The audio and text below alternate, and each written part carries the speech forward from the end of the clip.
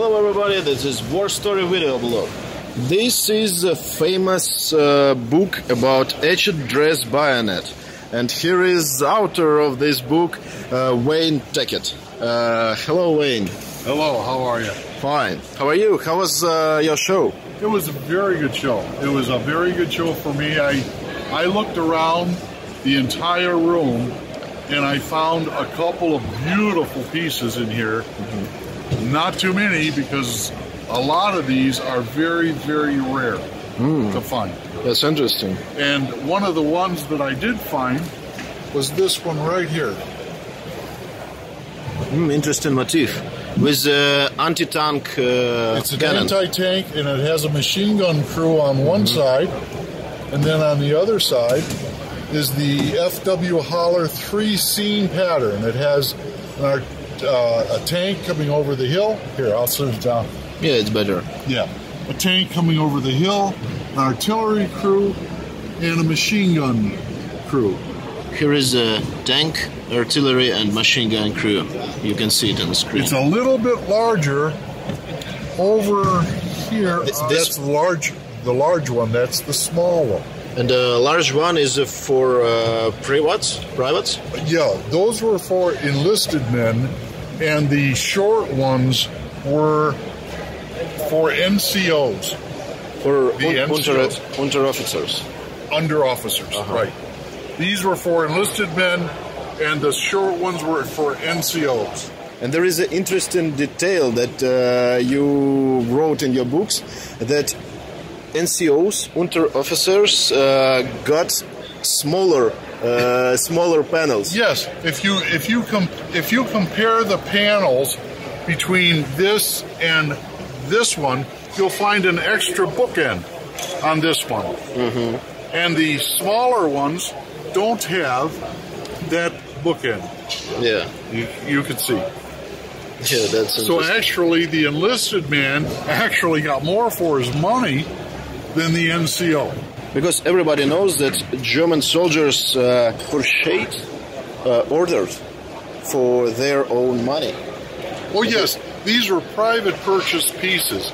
Okay, the soldier would come into the store, retailer, or distributor, and they would see all these bayonets that all say in memory of my service time.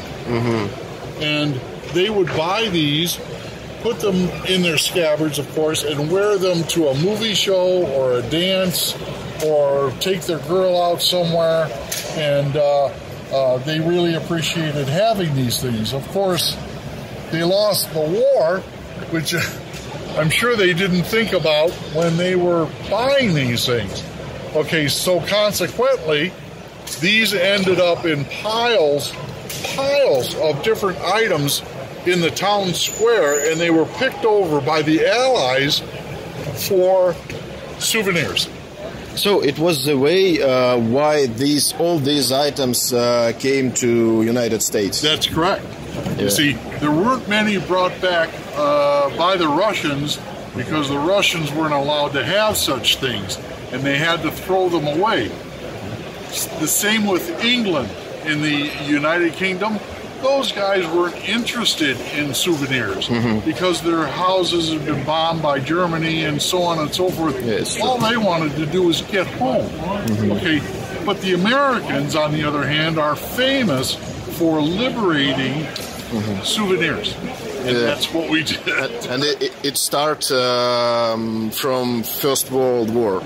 Oh, this started, yeah, from the First World War, you're absolutely right. The Americans brought home the Lugers and the helmets and the swords from the German army, and the officers, which had beautiful etching on them.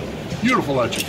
And so they would bring those home as souvenirs, and this tradition by Germany was continued into the Second World War, or the Weimar period as such. And I would like to ask you about a couple of your items during last 10 minutes. Yes, during last 10 minutes, I saw these two bayonets. Yes. And could you explain about these bayonets? As I remember, this one I saw in your book. Maybe. And this is looks the same, but there is a difference because yes, there is. It is like mirror type. Well, it's inverted. The etch, as you can see, the same bird, but it's inverted. Here you have the frosted background and the bird being shiny, and here you have the frosted background in the bird and the background is shiny. And this piece is a very rare piece because it was made prior to 1938, and we know that because of the angle of this etch. Robert Klaus never used this angle after 1938. They used this bookend after 1938, which is called the potted plant bookend. Interesting. And there is a stamp, and yes, stamps are. Now, Robert Klaus made these things for the Richard Herder Company, and that's Richard Herder's stamp on the back. That's interesting. Yes, and I think I will buy these items. They're different. They're very different, and they're quite hard to find out in the buying public. Very hard to find. Yeah. And I think it's displayed very well because they like a mirror. Here we can see hook on the up and hook on the down. Cross guard. Yes, That's all right. But you see, one of the things that is interesting about putting the trademark of the buyer here on the bayonet is that when other soldiers would ask, gee, where did you get that beautiful thing?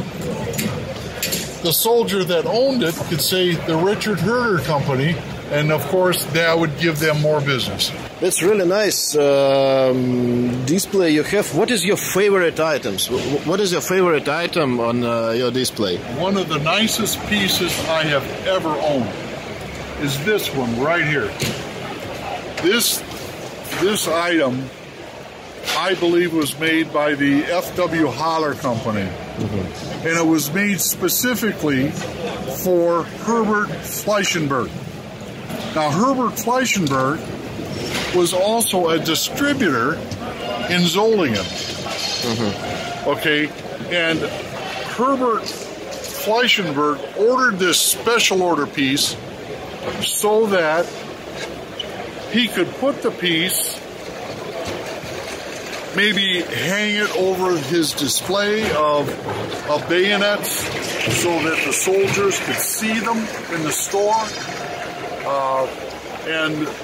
You mean like a sample item? Yeah, well, like a sample item, but he wouldn't sell this one.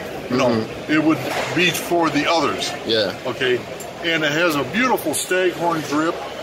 And as you can see, the etching is very deep on these, very deep on this one. It's one of my favorite items. And as I see, there was blue in here. Yes, that was all blued at the time of the purchase order. And through the years, through the 70 or 80 years that it's been around, it has faded somewhat.